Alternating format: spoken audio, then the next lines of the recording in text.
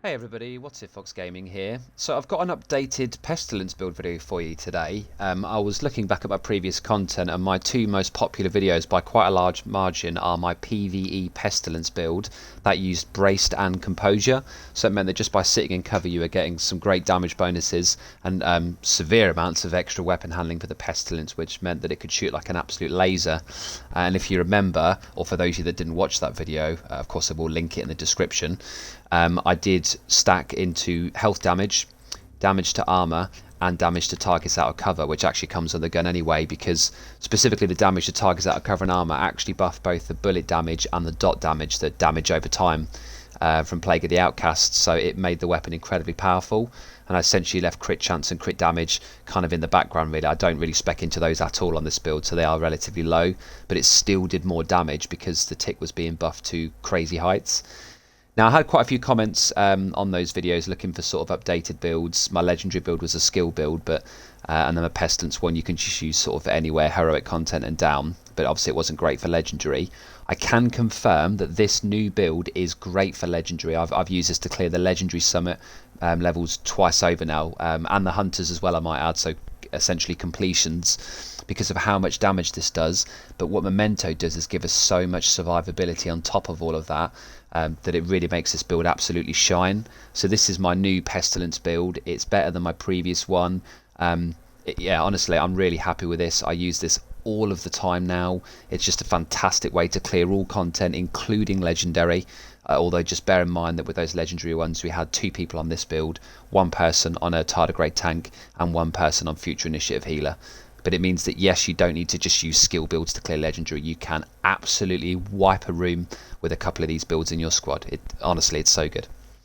So what I'm going to do is go through the build. I'll then just sort of solo queue into some heroic summit. I'll let you guys, I'll put the timestamp for that as well if you want to skip straight to the gameplay.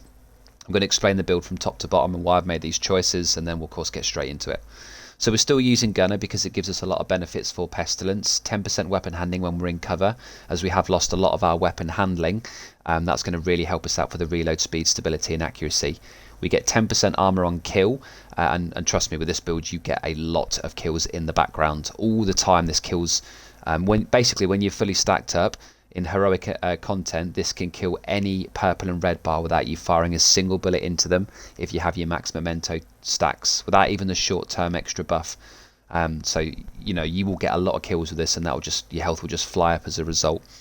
You get the foam grenades, which is really good for flushing something out of cover that you might have accidentally suppressed, so that you can melt them down and keep those ticks passing around the room.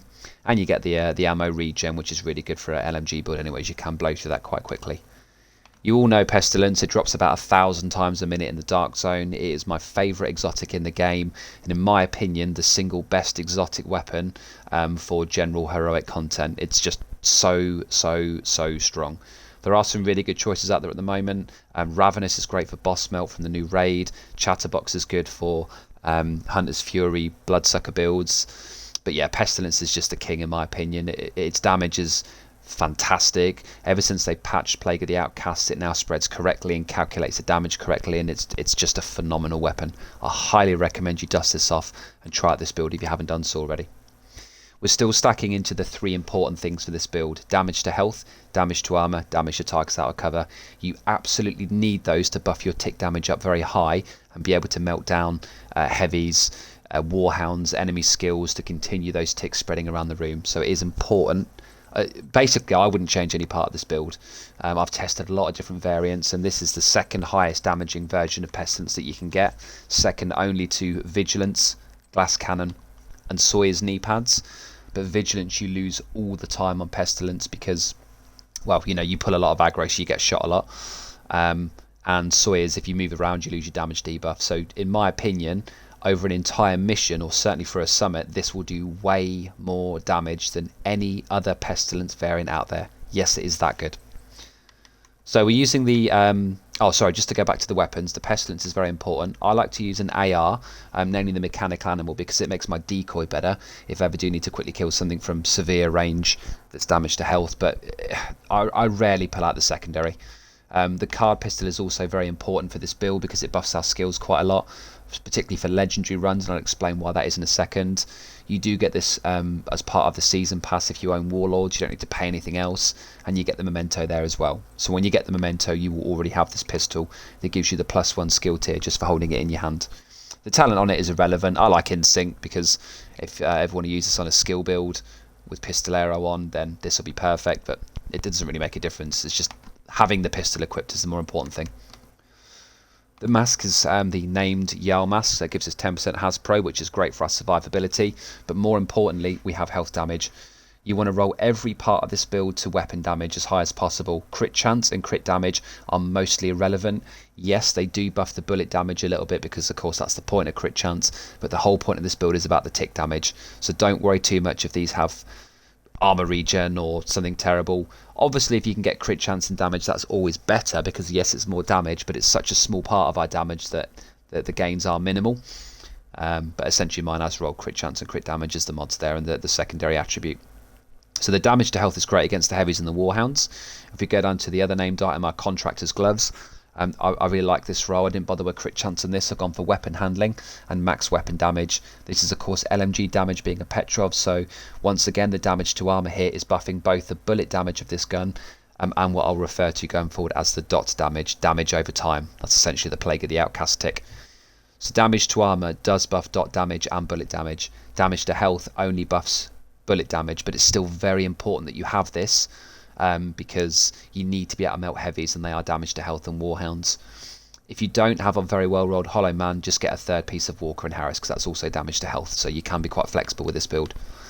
The third and final named item that we have for our armour are the Fox's Prayer, just because again the damage to targets out of cover stacks very nicely with what we have on the weapon.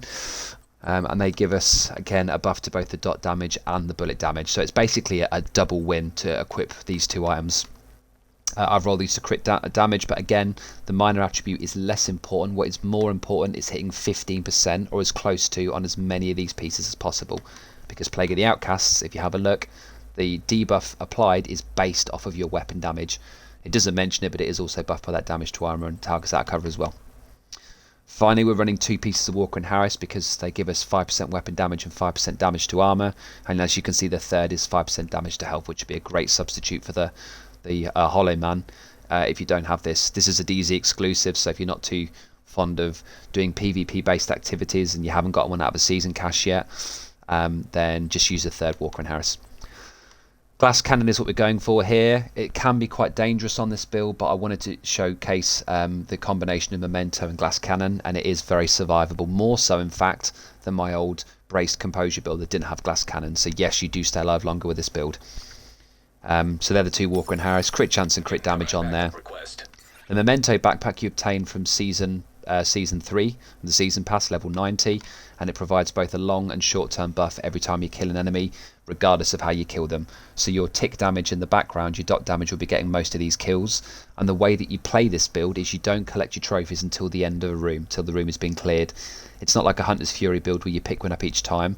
Yes, the short term buff is very good, so if you can pick one up safely then do so, but the whole point of this build is all around the long term buff. So I literally just sit towards the back of the room, melt everything, clear it all out, pick up all the trophies when I'm out of combat, and then I've got the higher amount of stacks for the next room. The long term buffs, I'll read that out the bottom part. For every trophy collected, gain an additional 1% weapon damage, 1% skill efficiency, which is really strong at the moment, and 0.1% armor regen for 300 seconds.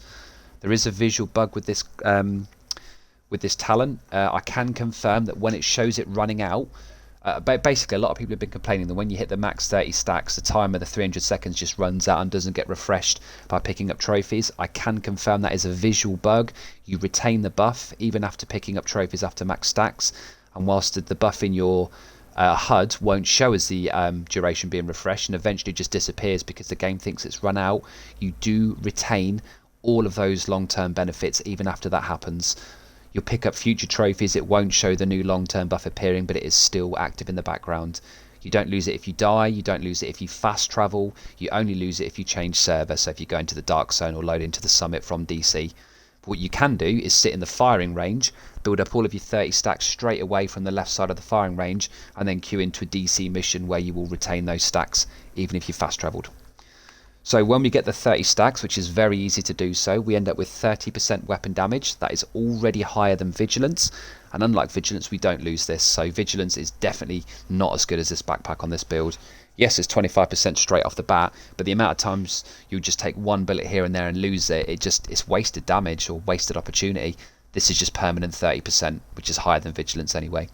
The 1% skill efficiency, so 30% total, equates to skill haste, skill duration, skill damage, repair skills, status effects. So that really buffs our skills quite considerably. You know, 30% duration on your hives, or a bit of extra healing if you want to go for the fixer drone. It's phenomenal. And the fact that we get 1 yellow core on this backpack anyway means that our skills on a 6 red build are actually quite potent. If we get out the pistol, we end up being skill tier 2.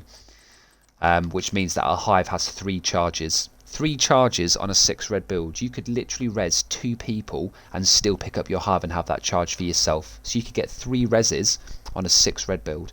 And this is another reason why Memento is great for both group play, but even for solo play as well, because you'll be getting more kills by yourself.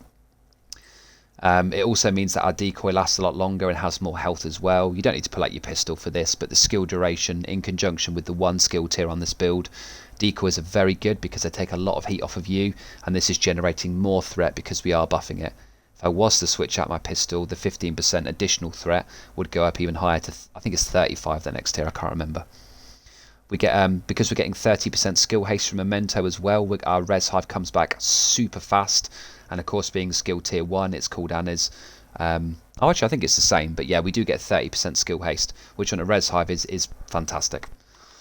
The short-term buffs give us some nice little bonuses. So if you're in a situation where you've already got all the long-term buffs built up and you've just got like a couple of bosses or something left in the room and you can safely pick up one of the trophies, do so, because in that 10-second window for the short-term buff, we are getting a total of 30% additional weapon damage on top of the 30% we already have from the max stacks.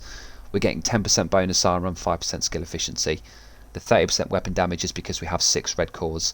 So that's 60% weapon damage for 10 seconds, and then just forever after that, still 30%. So this is way, way, way better than Vigilance. And even though we're using glass cannon, which makes this very difficult to stay alive, we've got the res hive that comes back all the time anyway, and we have 3%, because it's 0.1% armor regen times 30. So 3% armor regen at all times on a build that has 1 blue in it means that you're regenning about 30k a second. That's pretty high, and it's just one other way that you can really stay alive. So yeah, that's the build. Screenshot that if you want to. We'll load into a solo heroic now, and I will show you exactly how this plays. But in group play, I actually prefer this. You end up getting more trophies, weirdly, because there's just loads more ads, and that is the one downside of the build, that you can't. Oh, whoops! That you can't. You don't build your stack straight away. So right from the get-go, you have no additional weapon damage. So therefore, it is lower damage than Vigilance, for example. But once you get it built up, which you can do from the base of operations anyway, I'll just do a couple of low-level summits before you go into the hard stuff. You'll be fine. You'll be at 30 stacks in no time. I can clarify that my old braced build that I showcased in the video, in the description, the linked video, did about 900. Oh, rogue agents, nice. It did about 900k per tick. If you go for the highest damage version, you can hit about 1.3 million per tick from Sawyers, Vigilance and Glass Cannon with everything rolled to 15%. This build hits about 1.26, so it's only a tiny bit less than the Sawyers Vigilance version, but you're getting all the benefits of the Memento backpack with the better skills and the armor regen. Now it only goes up to about 1.26 when you hit one of the temporary buffs. Without that, it's about 1.1, 1.2, just under 1.2 I think, on armor targets, and as damage to health doesn't affect the tick damage, it's about 1 million. So the minimum damage we're getting is 1 million when we're fully ticked up, and if we do run over one of those temporary buffs, we're going to get an extra 30% additive as well. Honestly, it just works so well. This is probably the worst place to showcase this, actually, because I don't have anything stacked up at the moment. So, I don't have any armor regen, which is going to be rough against these guys, but we're going to try it anyway. Let's just get that to tier 2 for a second, because those grenades are going to be coming for me. So you see now that's showing us... Oh, really? Get out of here. Get out of here. So there's the first trophy already. We're now at 0.1% armor regen. You love to see it. And the good news is it does actually show in your stats. See, 907 armor regen.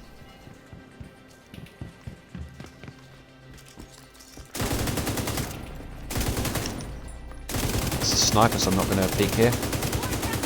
Because we're getting the 10% from... oh, no. Oof. Right, this guy loves foaming, huh? So let's see what the damage is actually without the... without any of the... or with any few of the trophies. So we're getting about 600k at the moment. If I run over this, it will be higher. No, stick your head up. Yes, we kept them. Just going to pick this up real quick, see what the damage goes to. Oh no, we're going to die there, but I just wanted to see what the damage went up to, although I don't think we'll see it in time. So the 600 will probably go up to about 700 or 800 just for the temporary buff. Oh, it killed him. Oh, it actually killed him. 800k there. Wow, as if that actually killed that. Where is this 800k?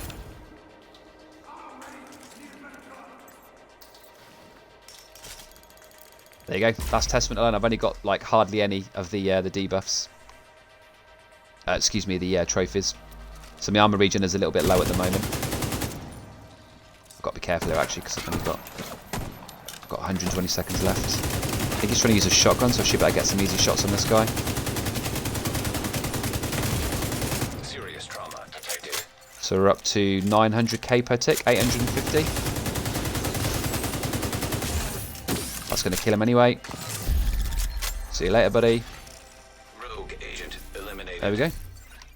Nice and easy.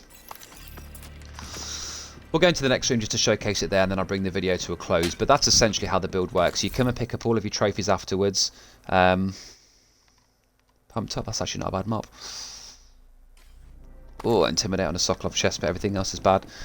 Yeah, so, you know, in that situation, if I would have had max stacks there, I would have cleared that room so much faster. But it was a shame that we started with it. But, you know, I've just walked into Summit and soloed 2 rogue agents with a pesty build with Memento with no stacks built up. So that just shows that even without the damage stacks, you can still easily complete content. And, you know, you saw that I was missing tons of shots. This is where the build will really start to shine. And these big rooms where pesty can really easily spread around, because they're never quite bigger than... the 25 meter range, so it's pretty much always going to spread to something. Oh, look at that damage. That's the damage to health really kicking in there as well from the Hollow Man.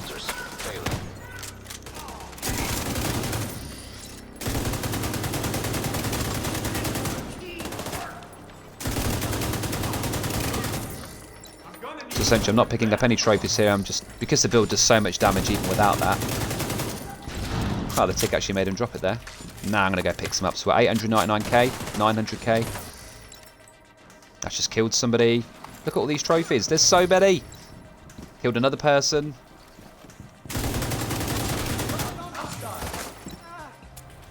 Currently ticking for 991. If we go get this trophy, that's going to go up. And now my armor regen's really going to start kicking in here. What if we get poison? What's doing that?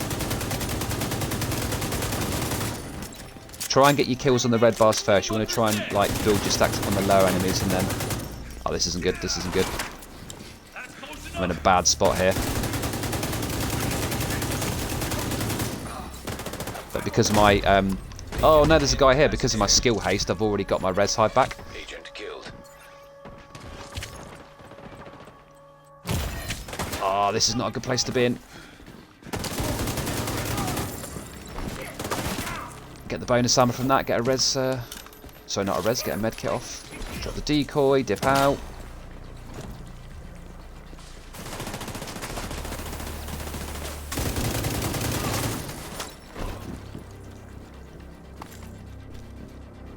Should we send that corner again? Oh, bad time to reload.